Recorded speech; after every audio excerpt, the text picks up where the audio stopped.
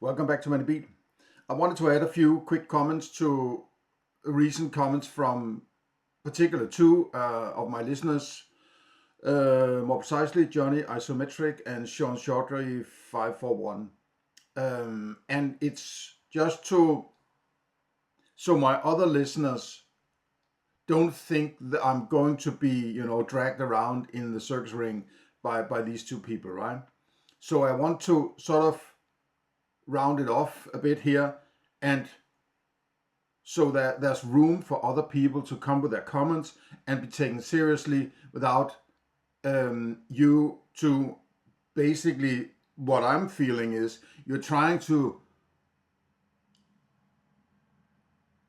create fallacies in order to be able to say, well, I don't need your philosophy then. It sucks, your philosophy is stupid, kind of thing, right? So I want to address that, right? By addressing the last questions and sort of round it off. So, okay.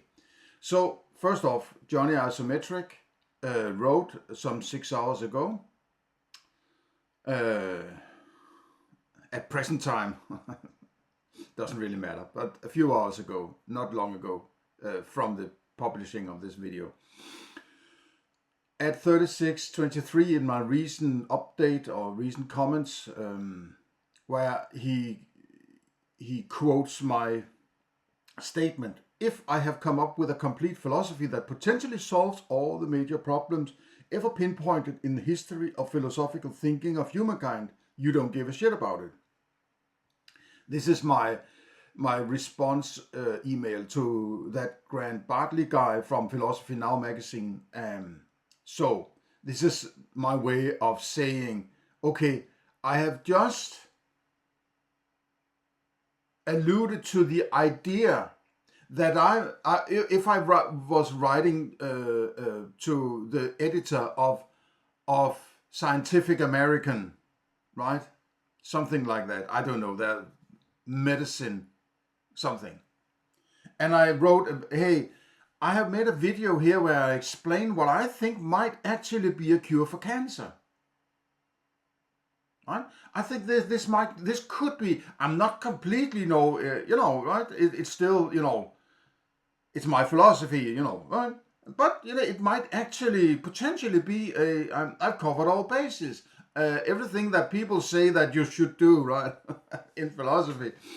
You need epistemology, objectivity, moral principle, ontology, metaphysics. I've dealt with all these parts that, in a philosophical manner, is sort of the cure for cancer, which is the moral principle.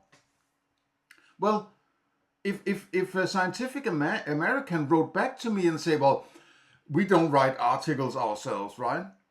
And our inbox is so full of shit, so we don't really have time to deal with your. It's like, there's a guy here who might actually have solved the fucking question of the ages, right? And somebody says, yeah, I'm busy, right? It's like he deals with all kinds of science and medicine that has to do with all sorts of fancy ideas of all sorts of shit and the ultimate, grail of medicine would be finding a cure for cancer, something like that, right? And then some guy have made a video saying, well, I might actually have done it. And he says, I'm busy. I mean, fuck that shit, right? Okay. That's what I'm trying to say to him. And then Johnny Isometric comments, said, if Grant had agreed to interview you and had asked, for example, practical applications of this and the other, well, who says he would agree to an interview? I never asked for any interviews, right? I never told him what to do. I asked him politely, to the best of my understanding, you might want to go take a look at my, if you want, help yourself, right? I never talked about any interview, right? So you're constantly creating these straw man scenarios, right? You're creating a scenario that isn't the case. And then you're trying to pull that down, right? I'm not going to spend more time on trying to tell you that you're not dealing with these, in my opinion, very important philosophical questions and important philosophy that I have extended to you, right? To everybody who wants to listen in. And you're creating this stupid strawman shit. I mean, I'm not going to spend more time on it, to be honest, right? And that's sort of the conclusion of this video here. Okay. Ask for examples of practical applications of your philosophy. No, but you can't have practical applications. You have to be in the scenario for it to be practical, right? When you're philosophizing about applying philosophy, you are still philosophizing. You're actually not applying it. You have to be in a situation. If you don't understand my philosophy, if there's something that you find obscure or ill-defined or whatever, however you want to put it, let me know. Because I want you to understand my philosophy first of all, before you sort of start to say you're not dealing with this, that, and the other, right?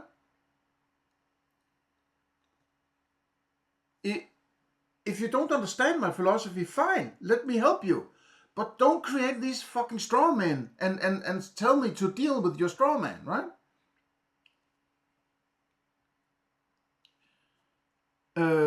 I specifically don't go into application.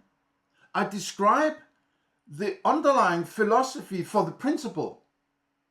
But the principle is what you have to use, or I use. And if you want to use my philosophy, that's the principle you would have to use then, right? So why don't you try to apply it? If you understand my philosophy, try to apply it on these things that you mention. And if you don't understand my philosophy, let me know what it is that you don't understand. Because it seems to me you understand my philosophy, you just find it lacking of some kind, right? Well, all these things I hear you mention here, which is, you say, I wonder if you would have told him free will, ? Abortion, ? Taxes, ? I never use those terms. Don't inflict your abstraction on me. Solve your own problems with your own thinking. No, yeah, I might add the second part of what you say here, if he keeps pounding on me, right? But you can't criticize my philosophy for not using the terms you want to use, right? Then if you want to use some different terms, you are implicitly saying, I have a different philosophy. Okay, if you have a different philosophy, give me your philosophy so I can understand where you come from. Because you can't criticize, I mean, it's like criticizing a boat for not being a motorcycle, right? That boat is not a motorcycle. No, it's a fucking boat, right? I don't understand why you can't grasp this.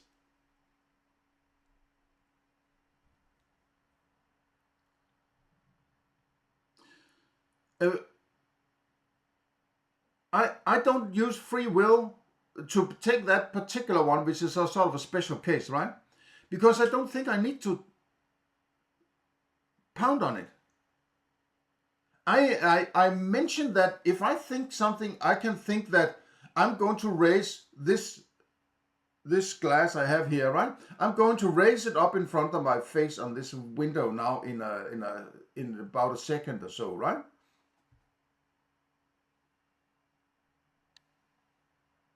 Okay, and I have been doing this kind of thing where my imaginations about how the future can be composed by me imagining it and my body performing it, acting it, right?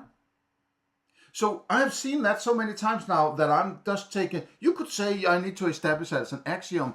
If you want that, I'm granting you that that I create that axiom, right? And if need be, I will have to add that axiom to my, because I can't get to whatever it is that connects my ideas with the behavior of my body. I can't get to it. So I cannot prove free will or what level of free will there is or something like that, right? But because I have never been in a situation where I cannot lift this glass up in front of my face if I want to, unless there's something in the way, so to say, right? But then there's an objective reason, because there's something I objectify, right? Or there might be some, I'm feeling if I'm, I have influenza or something, I'm half fainted or something. I can't do it because there's something else. My mental state is different than normal, right? Okay, yeah, that's these, you could maybe say, gray areas, right? But then I would have a reason for suspecting why I can't do it. Under normal circumstances, I can do this, right? And I can keep doing all I want. I could sit here for an hour, do this. So I don't think I have to explain any free will to you. But if you need that axiom, I'm granting you that I'm using that axiom.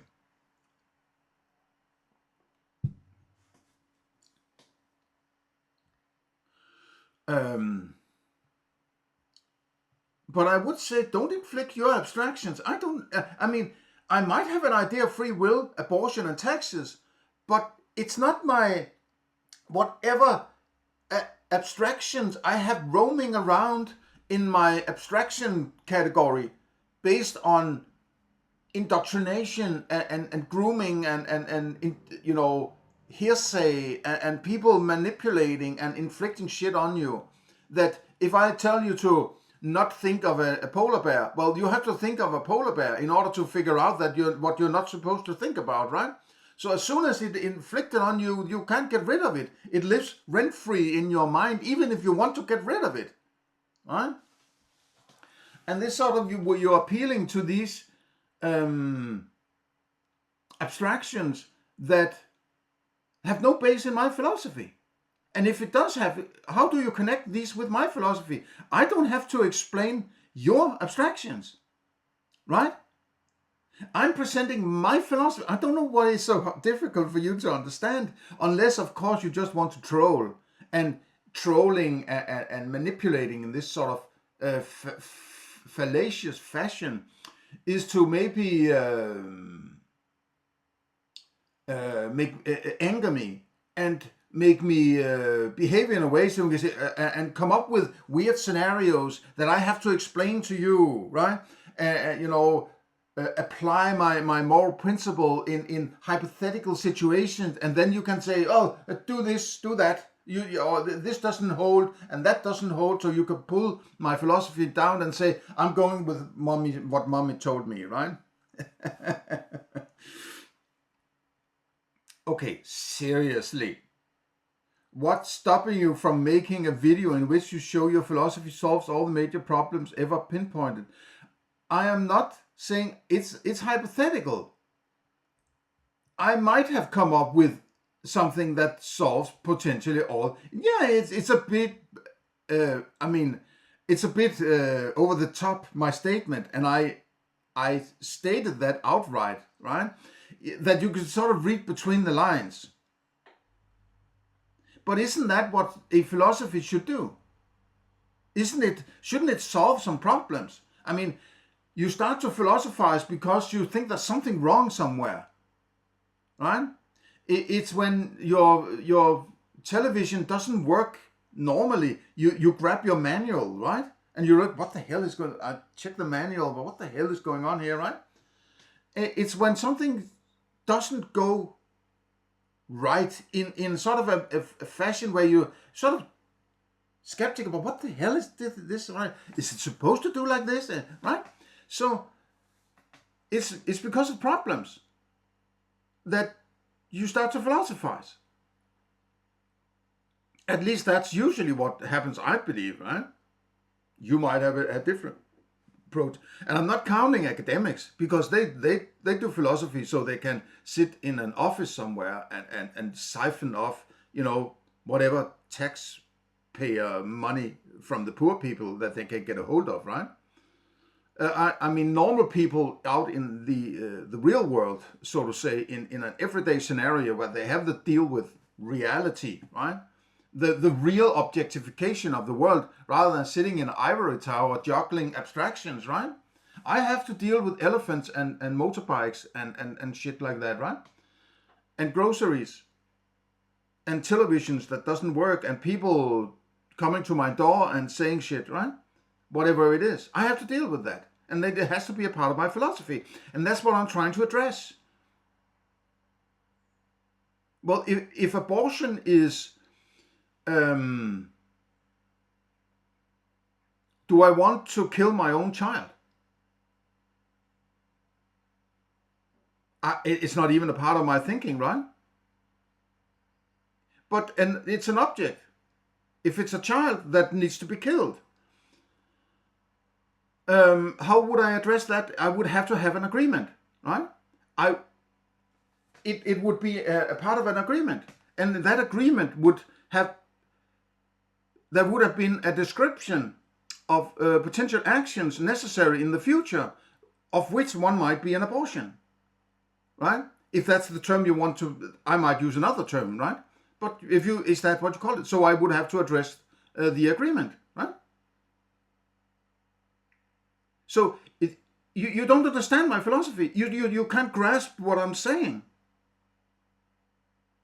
I specifically stated when I finished presenting my moral principle that you cannot blame my philosophy, my moral principle, for not taking care of shit that happened in the past, right?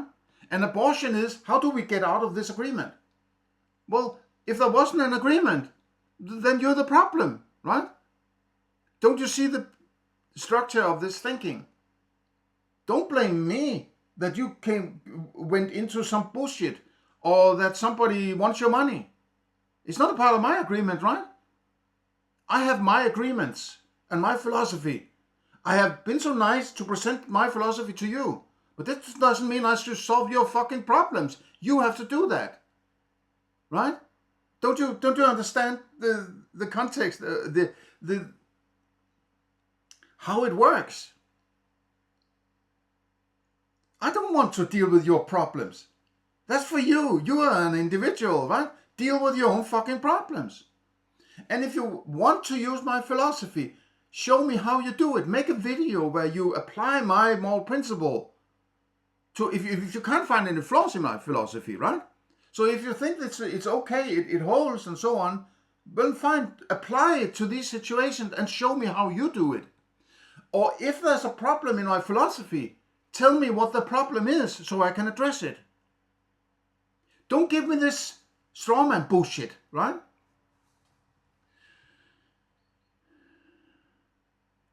What's stopping you from making a video in which you show how your philosophy solves all the major pinpoint? No, but I can't.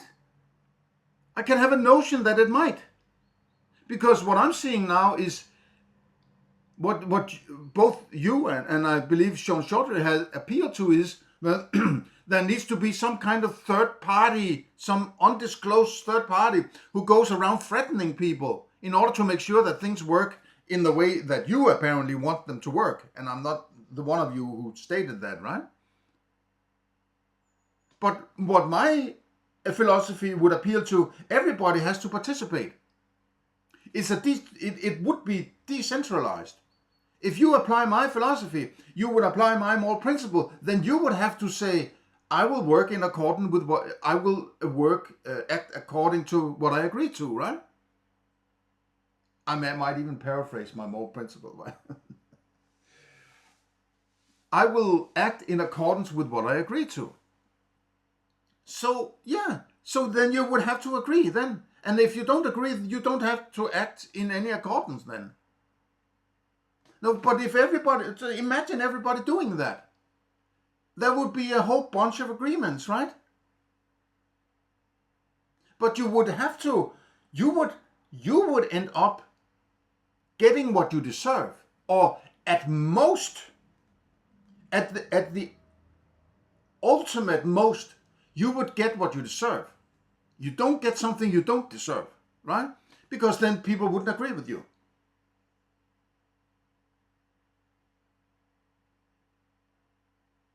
So if you were applying, try it on for size.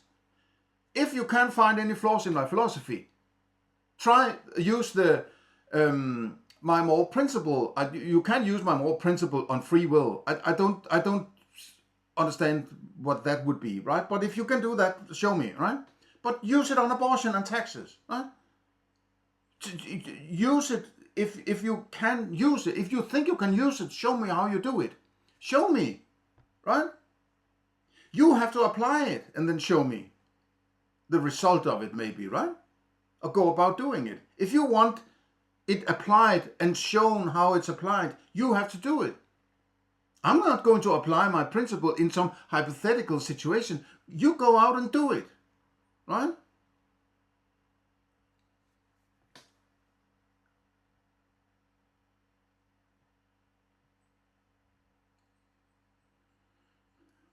Also, yes, it would make for an awesome finale to this series, right? Oh my God, you're lecturing me. By the way, Johnny Isometric, would you be an academic, right? Would you be a university trained academic in maybe in philosophy or something adjacent to philosophy? Because it really sounds like you have this boss mentality, right?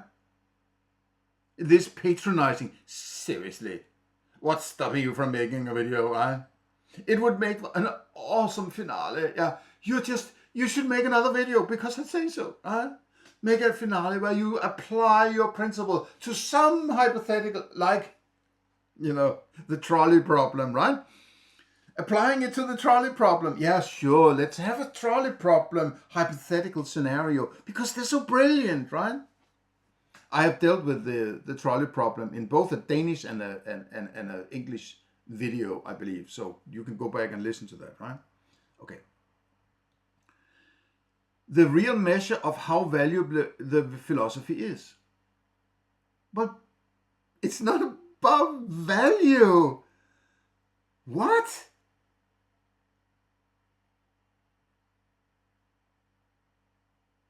I mean, you have to trust your philosophy. You have to trust your philosophy. You can't after rationalize the results of your application of your principle.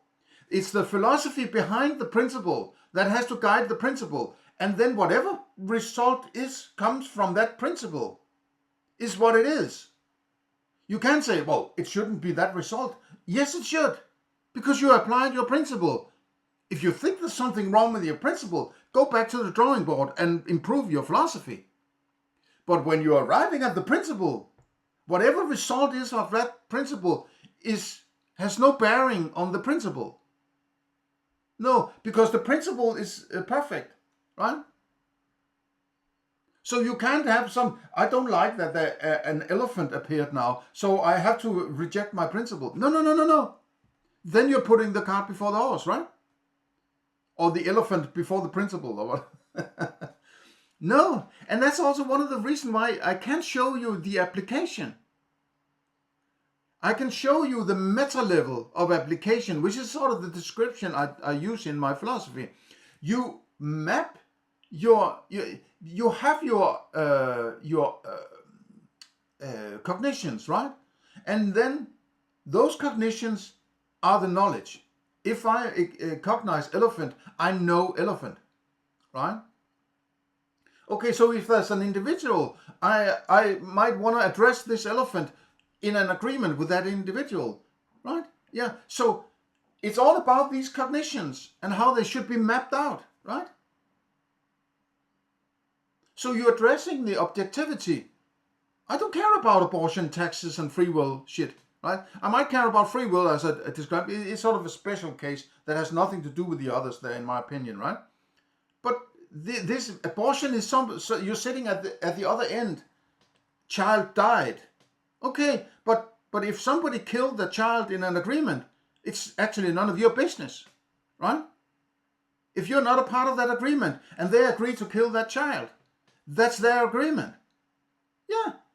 I suspect it will never, very, very rarely happen if my more principle was applied in general, but it might be necessary for whatever reason that I might not have fully understanding of. I can't come here with my emotions and abstractions and say, you shouldn't do that, right? you're not a part of the agreement. Fuck off, man, right?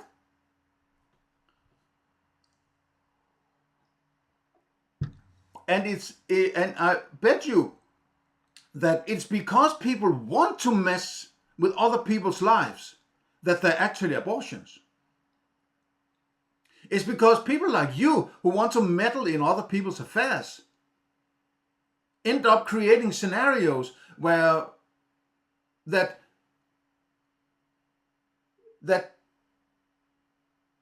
inhibits people's understanding of social interactions between men and women, and you know, all this shit going on, and young women have no control of their sexuality or whatever. They fuck it left and right and have a body count in the 3 digits and so on, right?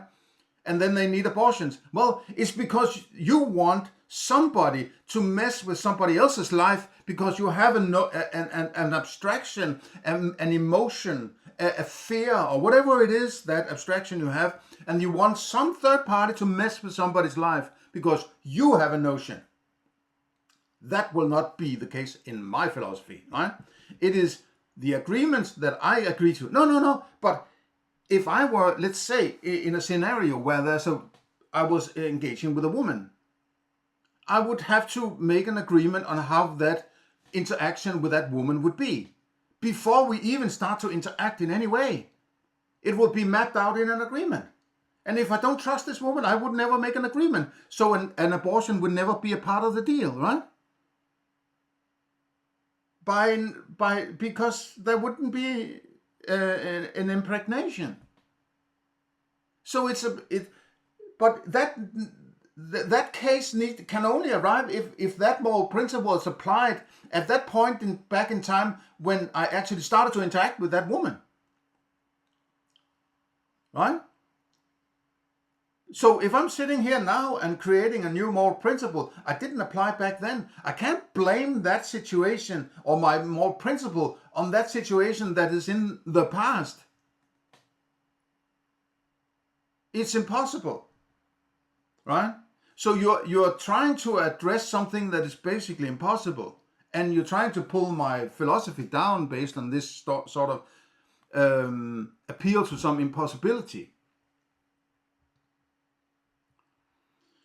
It's good to encourage people to think independently. Okay, what do you mean by good?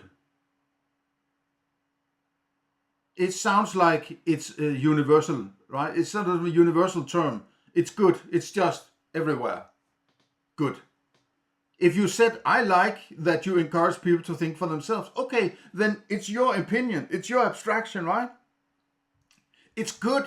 It's this, you're probably Christian, I would beg, or you have some Christian influence in your upbringing, and you're thinking, it's good. Okay, what does that mean, right? It's sort of an objective approach to something that is purely subjective, right? But dogmas are mostly unconscious and perceived as self-evident truth. Okay, I don't care. I don't care what other scary bullshit people believe in. I don't care. Subconscious, unconscious, I don't care. Why the fuck would I care? What are you appealing to? Okay, there's some crazy people out there, right? We can't let them think for themselves. Is that it? Are you sort of starting to appeal that there has to be somebody ruling, right? And you want to be one of the rulers, apparently. One of the philosopher kings, I suppose, right? Oh, it's between the lines. I can read it. If I come to a conclusion, how can I know it's truly from pure blank slate reasoning and not me involuntarily channeling my wise mommy? Well, you can't. But you can do your best, right? Just because you can't make the perfect Neapolitan pizza in the first try doesn't mean you can't develop it, right? Or get close. But sitting there and saying, it has to be perfect. And because we can't get to perfection, we'd need somebody with guns going around threatening people. It's this sort of stupid argumentation. I've seen this so many times, right?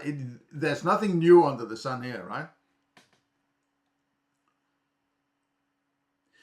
I was curious to follow your series precisely because I was hoping. Okay, but why do you blame me for what you're hoping? So you have an abstraction and an emotion, and I have to deal with your emotions, right? Oh my God. What the fuck's the matter with you, man? To find new insights on how to approach long debated issues. Oh, long debated issues. So you have dealt for a while with long debated issues. So you are aware of some potentially important questions that might only be solvable, or you will only be able to deal with using some rigid philosophy. So you're actually aware of the importance of doing philosophy. Have you done your own philosophy, Johnny Isometric, right? What have you done? Show me your philosophy rather than giving me all this bullshit, right? Show me your fucking philosophy. If you're so aware of all these important things, long debated issues, right? What have you done, mate, that have always seemed impossible to settle? And I'm not talking about the trolley problem nonsense. Okay, that's the trolley problem. And I agree it's nonsense. And I've presented that in a few videos, right? Okay, but what you're not just addressing what it is. You're just alluding to some. I was hoping to get something. I'm not going to tell you what it was, but I'm hoping these big questions. I'm not going to tell you what questions they are, but give me a break, man, right? Your idea of proactive step up arranging things in a way that inhibits immorality is no, but it's, be careful, and I might have misspoken there. Arranging things is what is moral. So if it's not arranged according to the agreement, then that's when I pinpoint it's immorality. It doesn't inhibit immorality. It inhibits that things are not unfolding in the way that was planned. It's the plan that is necessary. It's not avoiding immorality. Immorality is just a guidance to make sure that we're getting to to conform to the agreement. Immorality is, as long as things go straight towards the goal, there's nothing there. If somebody starts to drift to the side of the path plotted out in your agreement with these people, then sort of, okay, this is immoral. You're not going according to the plan. Get back on track, sort of, kind of, right? So it's when things start to go, immorality, back on track, right? Back on track. So it's, you're constantly vetting or adjusting what is going on in the world, so there will never be something that is not in conformity with an agreement. And if that is the case, what could possibly be bad about it? You might, what's the term? Regret that you went into some agreement, but that's on you, right? Then become better at, do some philosophy in order to do good agreements, right? There might be come a whole philosophy about how to do good agreements. I would love somebody to do that. I might actually do some of that at some point, right? I'm just pointed out the basics, the fundamental blocks of it. But there might be sort of a lot of little hints here and there, and also, okay, make sure you do this, and in that case you need these checkpoints, and whatever the fuck could be the case. And I would love somebody doing that, huh? Why don't you go do that, Johnny Isometric? If you don't if you don't disagree with some part of my philosophy in the sense that you find it flawed, then give me pinpoint the flaw then, because I don't see you pinpoint any flaws. What I'm hearing is, I have some abstractions and you need to deal with them, and I'm disappointed that you don't deal with my abstractions. It's just this hanging in the air.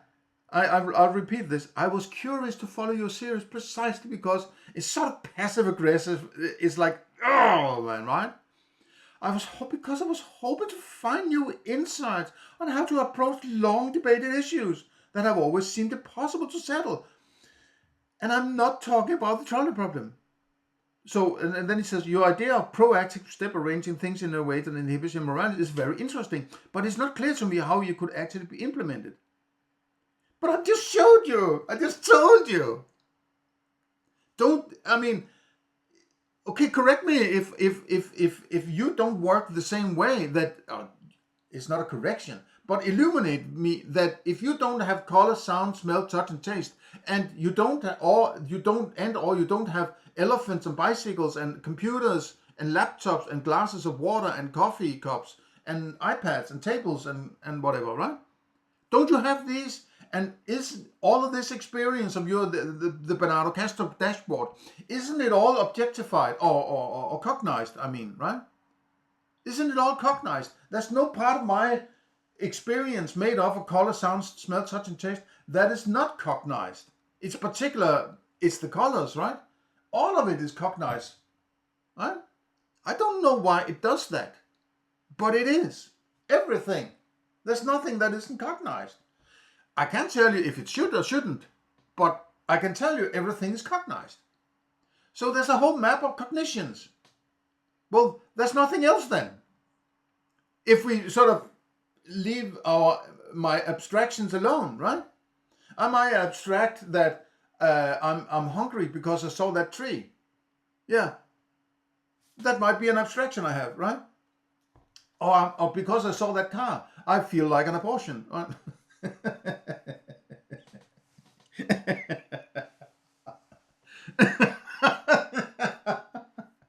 So but these are abstractions based on my cognitions, right? So if you have an expectation, if you see whenever I see that car, I feel like abortion, but I don't want to abort, so I don't want cars in my cognitions. So the future's composition of this scenario should be no cars.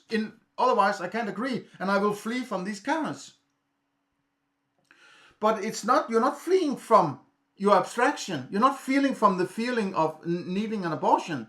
You're fleeing from the object, right? That is responsible for your abstractions. And that it's so important you understand this, right? Your idea of proactive inhibits morality is very interesting, but it's not clear to me how it would actually be implemented. What kind of preventive agreements and between which individuals could reduce murders, for example? But, dude,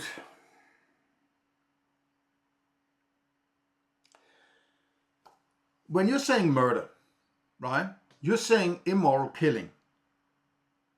Well, and then you're saying that killing shouldn't have occurred because it's immoral, right? So then you're appealing to, in my standards, you would be appealing to an agreement. Otherwise, you can't call it a murder. You're implying something with the terms you use. If you're saying murder, it's an unwanted, it's an unagreed upon killing, right? So you're appealing to an agreement that says that this person shouldn't be killed. Where is that agreement? Show it to me. Isn't it there? Well, then you can't call it murder.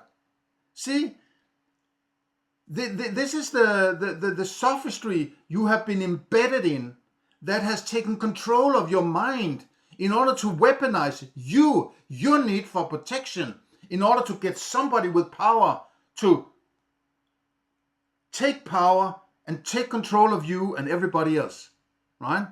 That's the game you have been lured into.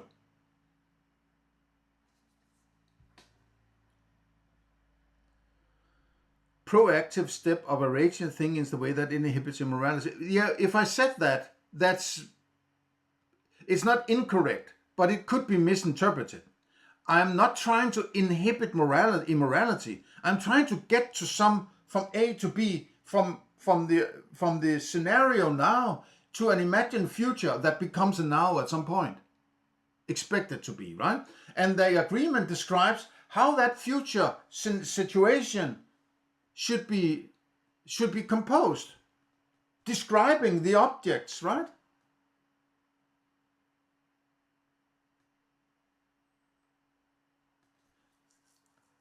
So it's not to inhibit immorality. Immorality is when I say you're not going according to the agreement. Get back on track. Or I'm pulling out of the agreement. Maybe, right? Depends on how the agreement is put together. And if I can't figure out how to put a good agreement together, I should not enter the agreement. So then done, right? You have to understand where I'm coming from. I guess it's because it's so different approach I have that people are so used to somebody telling them what to do, the 10 Commandments and so on, right? This is thinking for yourself, and I mean it in the deepest sense of the term, right? Preventive agreements. I'm not making preventive agreements. I'm making proactive agreements, if anything. An agreement is, this is the situation now. How should it be composed in the future? It's not necessarily 2 years down the road. It might be in the next 10 seconds or the next 2 minutes. I take this apple, you take that apple, fine. Then the deal is done, right? I mean, it's a simple agreement. It might be if 100 individuals wants to build a house, it may take a year or whatever, right?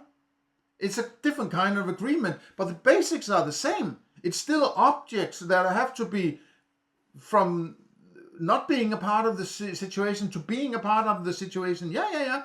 And bringing those objects in might mean that those who bring them in need to have some other agreements with somebody else, that they can take this object from that situation and bring it to this situation. You see, it's all interconnected this way. And this interconnection of agreements that are always kept on track avoids any problems. In principle, at least, right? And I guess it's to the ability of people's, it's to the level of the ability to make good agreements. And if you make bad agreements, you will learn to make better agreements or avoid agreements, and that's fine. I mean, don't do it, right? Okay, but I'll get to back to that when I dealt with the other one here, right? Okay. So we have Sean Chaudhry, Shaan Chaudhry 541. No need to make an easy name, well, right? Okay. Is it immoral to boss people around? Question mark. Well, I don't know. You can't just shove this in my face. You have to use my principle then. You have to address my philosophy. You can't just throw shit up in the air and expect me to catch it and solve your problems, right? If I want you to boss me around and I have agreement that you boss me around, no. I mean, I expect you to boss me around. but if it's not a part of an agreement, you can't boss people around because you're not agreed according to my standards. If you want a different standard, I can't. I'm not stopping you, right? But I'm probably not going to agree with you, and I'm going to try to avoid you, right? And you might ultimately stop bossing people around because they don't like it. But if they want it, I mean, there's this famous case some 15 or 20 years ago down in, I think it's almost 25 years ago now, I think, around the turn of the century, right? In Germany, where there was a guy who advertised for somebody to eat. He wanted to eat somebody, right? And the German metal band called, or industrial band called Rammstein made a song about it called Mein Teil, which is actually, it's a great album. Anyway, but he advertised for somebody to eat, and somebody volunteered. They said, yeah, you can eat me. I mean, it's crazy, right? I mean, I'm not going to stop them, right? And the first thing they did was they cut off his dick and he fried that. That's why Rammstein called it Mein Teil, which is sort of my part, my willy, right? Mein Teil. Um, and and and then he sort of I don't remember the exact details of this supposed story here, right? But it went the rounds around the internet and so on, I think. And but if this guy can agree with that guy on doing this, then there's an agreement. It's not up to me to meddle with that agreement. That would by definition be immoral, actually, right? Because the immorality would be, they would say, you're not a part of our agreement. Get the fuck out of here, right? As little as I like what is going on, it's not my business. And if you open up for the business of meddling in somebody else's affairs, then we have Big Daddy government, right? Who killed 270 million individuals in the 20th century of their own population. We have Cold Wars, First World War, Second World War. We have a financial system that is completely monetized and fucked up by taxation and so on. Everything is going down the shitter because somebody doesn't like what's going on over there, right? This sort of this do-gooder mentality. The bleeding heart liberal, or whatever they call it, right? These are the ones that are being weaponized by people with power, with violent power. And it always ends up, like the Roman Empire and all the other empires. It kills itself, right? Because it's about power and control. It's like people can't leave everybody else alone. They want to meddle in somebody else's affairs, right? Why don't you just shut up and stick to yourself, right? And if you want to meddle, offer an agreement or shut up, right? I say here, I'm provocative, right? He said, is it immoral to boss people around? And then I say, shut the fuck up and eat your own shit. And he says, oh yeah, I made another comment. So I don't know why. He's referencing a part of the comment, but it's not exactly addressing what I'm saying here, right? And then I say, I just bossed you around. Are you not paying attention? And then he said, wasn't it my preference? But you're implying that it should be possible to boss people around at your whim. And then I'm bossing you around and they say, it's not part of my preference. And then I say, so which one is it then, right? Do you want to be bossed around or act from your own preferences? You're so full of shit.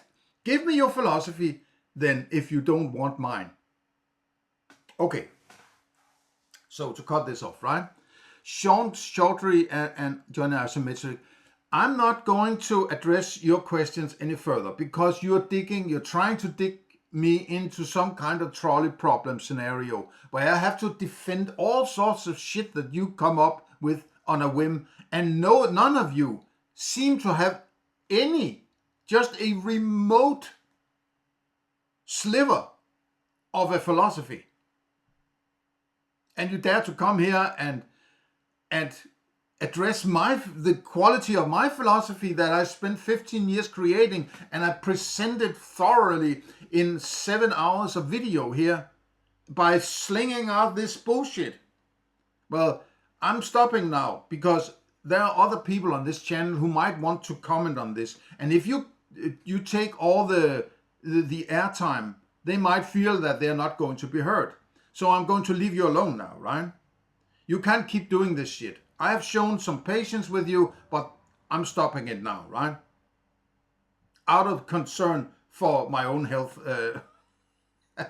and my other listeners' patience, right? This is getting ridiculous.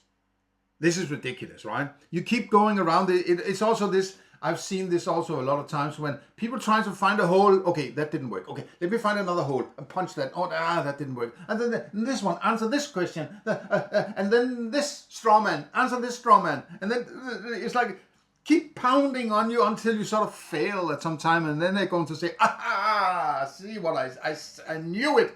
You're bad at philosophy. I don't need your moral principle sucks. I'm going back to my government who threatens me on a daily basis, right?